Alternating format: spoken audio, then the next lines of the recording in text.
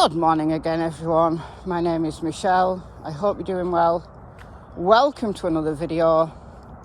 If you've just come over from Michelle Walks after listening to me talk about Megan Boswell, then welcome to this channel. Because Michelle Walks is growing quite a bit. So I think that there's people finding that channel now who perhaps don't even know about this channel. This is my main channel, MichelleAfterDark. Oh, person there. Tilly. Tilly. Tilly. Tilly. Tilly. What was that all about?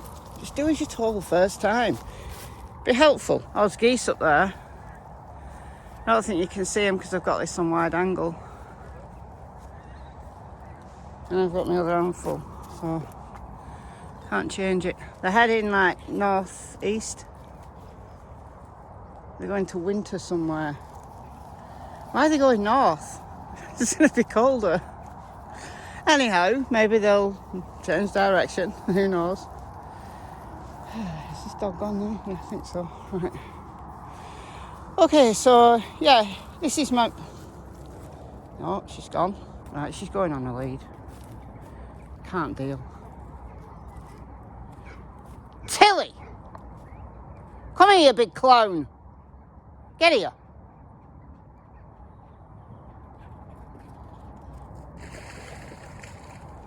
Come here. See, this is why she has to go on a lead when she gets silly and ridiculous. That dog is doing nothing wrong. Come on. She's only playing, but she's too much. Some dogs get scared. And then the human freaks out. No, just keep it chill. Keep it chill. And she comes back. Oh, we found some puddles. Muddy puddles. Oh dear, where was I? Oh yeah, Kiely Rodni. So, I didn't think about Kiely Rodni at all yesterday because of the Megan Boswell hearing. And I was just all into, I couldn't think of anything else, honestly, yesterday, other than little Evelyn. I left off where I was talking about law enforcement not giving up any information whatsoever. They told the US Sun that they cleared Jagger, Kylie's ex-boyfriend. I'm wondering, whether that was a mistake, that somebody's been disciplined for that. I'm wondering, because they were very quick to make a statement to the Reno Gazette. They were very quick to shut it down. And I'm wondering whether the US Sun rang up and just spoke to the right person, who perhaps is new, inexperienced, new to the case or new to the job. I don't know. This is my speculation. That they said something and the higher-ups, the bosses, freaked out because they didn't want to say anything. That was the line they were taking. They didn't want to say anything at all. And I'm wondering whether the Sun got that quote. Well, it's become a bit of a SHIT storm, hasn't it? Because now they've come out and said they're not going to answer any more questions. Right? I tweeted them. There's other people on Twitter that tweeted them. Harsh Reality, I think it was a Facebook message he sent, and got a message back just saying they're not going to give any more information out. I didn't get a reply. Other people on Twitter didn't get replies either. So, yeah, we don't know. We don't know whether it was Kiely or Kylie's vehicle, at least, on roadside assistance guys. Footage that you saw, his call out, that he did at Boca Reservoir around 11 a.m. on Saturday morning, Saturday the 6th. We don't know if any of the other friends have been cleared. Sammy, Mags, Kate, she wasn't there at the party, but still, she's there in the mix. Elsa, these are the ones that have come out and been named. But you see from the title and the thumbnail, I want to talk about liars Who's the biggest liar? Who's been the most misleading in this case? And I don't think it's roadside assistance guy. I think he's told the truth as he remembers it. There was a lot of kind of criticism of him. The US Sun has kind of thrown him under the bus a little bit. Just the tone of the way that they've written. Look at these gulls. There's birds everywhere. When I was a little kid, I was scared of birds because I thought they had no eyes. Yeah.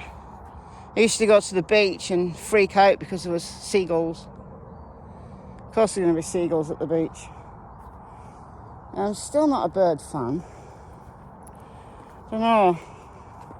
They've got dinosaur heritage. I think they know far more than we give them credit for. I think they're far cleverer than we give them credit for. Anyhow, I'm so easily distracted, sorry. ADD. Not diagnosed, I've kind of diagnosed myself. I don't need a diagnosis. I know how distractible I am. How much I lack focus. How I bounce around from one thing to another. But bear with me, because I'll get there. Even though the US Sun have thrown him a little bit under the bus, and AWP as well. I think that roadside assistance guy, Nick, I think he told his truth.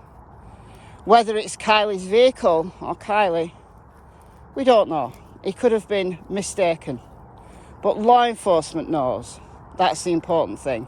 It's just that they're choosing not to tell us. And as I've said numerous times now, if that wasn't Kylie's car, they could just make a one-sentence statement on social media and say, we've looked into it, and the car that was seen at Bucker Reservoir at 11 a.m. Saturday, August the 6th, was not Kylie's vehicle. That would have been it. That's one sentence. That is one sentence that would put a lot of all that to bed. Because there's still that possibility that Kiely was alive at 11 a.m. on Saturday morning. Or Kiely wasn't alive, but her vehicle was not in Prosser Reservoir. Because that's a very different outcome than thinking that she was drunk at the party. And a very realistic accident scenario occurred. I can easily see how this could be nothing but a tragic accident. I've made videos about that, looking at the road system, looking how easy it would be to take a wrong turn or to try to take an alternative route and get lost and just end up in the lake. Very easy how that could have happened. How she ended up in the hatch is a disturbing question. Is it possible that she clambered there for the last pocket of air as the car was sinking? It's possible. With the windows open, that vehicle would have gone down very quickly. It's at quite a steep slope. There's a 10-metre elevation change from the top of the hill to the water's edge. But somebody put this on Twitter, that it's 12 degrees, like the slope. So it's pretty steep, those last few, like 100 yards or so. And it continues underwater. So if that car had its windows open, it'd have gone down very quickly. And it would follow the slope of the decline. So I don't know about this, it would only take 1 second, but still I take the point that it would have gone down very quickly. But would she have had a minute or even 30 seconds to clamber as that car was going down before it flipped? Because people are absolutely right that once it flipped, then to get into the hatch, you'd have had to crawl along the floor. You know, that would have been the car roof to get into the hatch.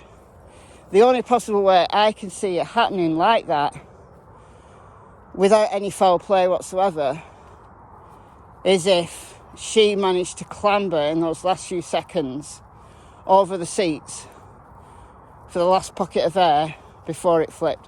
Why she didn't get out the window, probably because of the force of the water rushing in. That's the accident scenario that I can imagine. But I've got so many questions about the friends. I can't let that go about the friends. How strange Sammy was, how she was allowed to control the narrative right from day one. Take your evidence to Sammy. Speak to Sammy. Law enforcement endorsed it. What if somebody had found a vital piece of evidence and it had been passed to Sammy? The chain of command was broken. Most likely not admissible in court. Where is Kiely's phone? You know, is that down at the bottom of Prosser Reservoir? Do law enforcement have it? Again, there's no prejudice to the investigation at all if law enforcement made another sentence and said, we have possession of Kiely's phone. They could even say, we do not yet have possession of Kiely's phone. They could even say that. It just looks to me like they don't want it. Maybe they don't want it because they've got the data from the cloud or whatever. But not having possession of that phone, a good defence lawyer would be able to fight that and say that data could have been manipulated. I don't know. I'm not a technological expert. But without the physical phone, without cloning the physical phone, that argument could be made. But more importantly, or at least as importantly, not knowing where the phone is draws a big question mark. Because if that phone wasn't in the car and that phone isn't at the bottom of Prosser Reservoir, you know, having fallen out as unceremoniously Kiely's vehicle and Kiely were turned over and put back on its wheels without netting the windows, without doing a proper forensic examination of the scene. Just appalling. So bad, people have said, and I'm not sure I'd go this far, but I understand where you're going with this, that law enforcement have lied. Or rather, there's been some kind of cover-up. For what reason, I don't know. People have said because, you know, those higher up in law enforcement had kids at that party. They don't want to draw them into it. I don't know whether someone had risked a career for that. Because you just say my kid was at the party. But had nothing to do with Kiely, you know, there'd be no charges. I don't know. Is it possible law enforcement are hiding something for whatever reason? Yeah, it's possible. I don't know how likely it is, but it's very, very possible and it wouldn't surprise me. Is it just a level of incompetence that we've not seen before? You know, you see a whole lot of incompetence in these cases that are covered by the true crime community. You see a ton. I mean, the Chris Watts case, you know, you've got all the body cam footage from Officer Coonrod, the first responding officer, and the others who turned up. And we see how they didn't use gloves to handle stuff. You know, there was one clip where one of the officers, I'm not sure if it's Coonrod or not, I can't remember, but walking slowly up the stairs, kind of, I suppose, looking for like blood spots and stuff, just with his naked eye. And then he saw something on the carpet and he was rubbing it with his finger. I mean, what are you doing? Just terrible. Terrible. You know, because they didn't know where Shanann and Bella and Cece were then. They might have suspected Chris because he was behaving very oddly. But they didn't know whether Shanann and the girls were dead. They didn't know whether this had been, you know, a genuine kind of abduction. They didn't know. Just awful. And that's all on film.